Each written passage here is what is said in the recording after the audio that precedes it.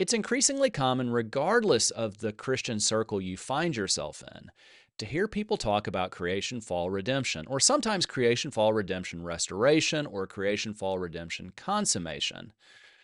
But these terms are increasingly used in Christian worldview conversations because it is not only the framework of Scripture, but also an important framework when we start to think about how we make sense of the world around us, which that's a big part of the Christian worldview. The Christian worldview is not merely what Christians believe, but it's how we live in light of those things that we believe. And creation, fall, redemption is a very big part of that.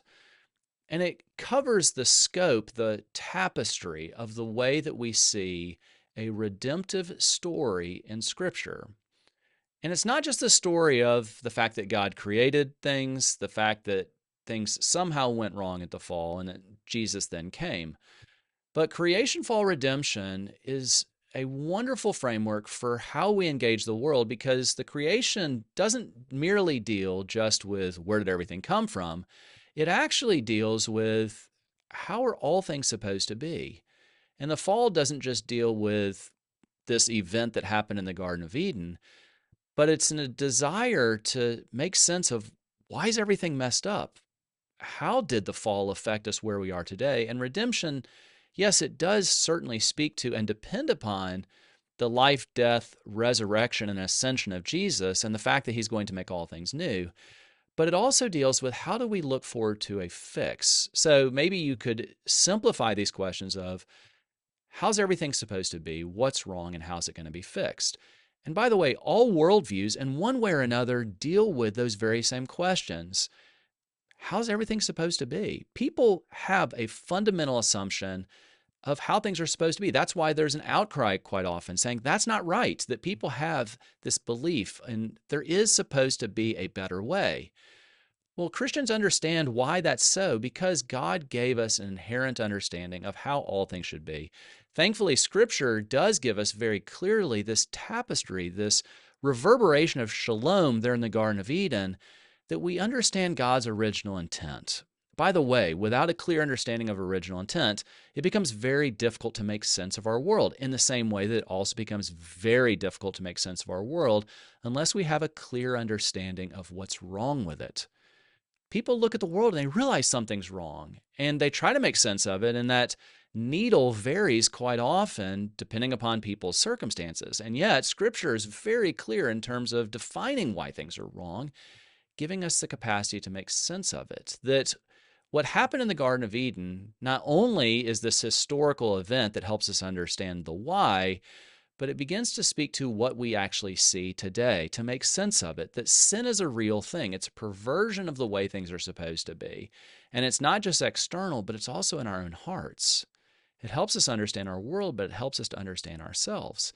Once again, creation, how are all things supposed to be? We do see original intent. We see that God created things good, which once again is foundational to being able to make sense of the world, to be able to say there was an original goodness, which is vastly different than a lot of other worldviews, creation stories, mythic narratives for how they explain where everything came from.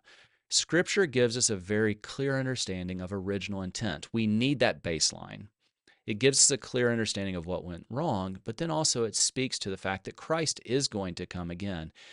What he accomplished over 2,000 years ago, his life, death, and resurrection, not only gave us real hope, real certainty, because of something that happened in the past, but also it pointed to his desire to make all things new. And we can have that with great confidence. The writer of Hebrews talks routinely about that that's something that we're supposed to have, that we're supposed to have confidence. We're supposed to have certainty because we know that Christ has come. And he didn't just come, like I said, in the past. He's going to come again. That what he accomplished on the cross was necessary to fix all of these things, to make, as J.R.R. Tolkien says, to make all sad things come untrue. And Christians believe that, but at the same time, all people have this nagging sense of hope that somehow things are going to get better. That's why we have all of these dystopian stories where we have a utopia that is designed to fix all of the problems, but then we see things fall apart. It seems to be a recurring theme in many of these science fiction stories that people have knit into, you could say, our hardwiring, an understanding of there is supposed to be a better way. Things aren't that way, and somehow we're hoping that things are going to be fixed. That is a foundational belief that Christians have: creation, fall, redemption, restoration, and it is core to a Christian worldview. Like I said, a Christian worldview isn't merely just the things that we believe, it's the application, the implementation of those things we believe. That Christians should be the sorts of people that live in light of understanding how all things are supposed to be. That God made things in a way that flows out of His nature. He shows us who He is by what He made. That Christians have an understanding of how all things are supposed to be.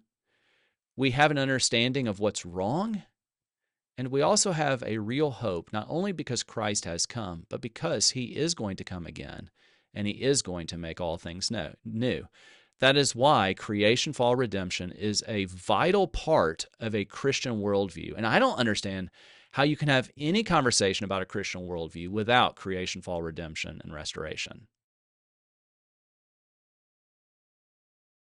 Thanks so much for listening to our show. If you like what you heard, subscribe, leave us a comment, or share with a friend. To find out more about Renew Education, visit our website at www.renew-education.org.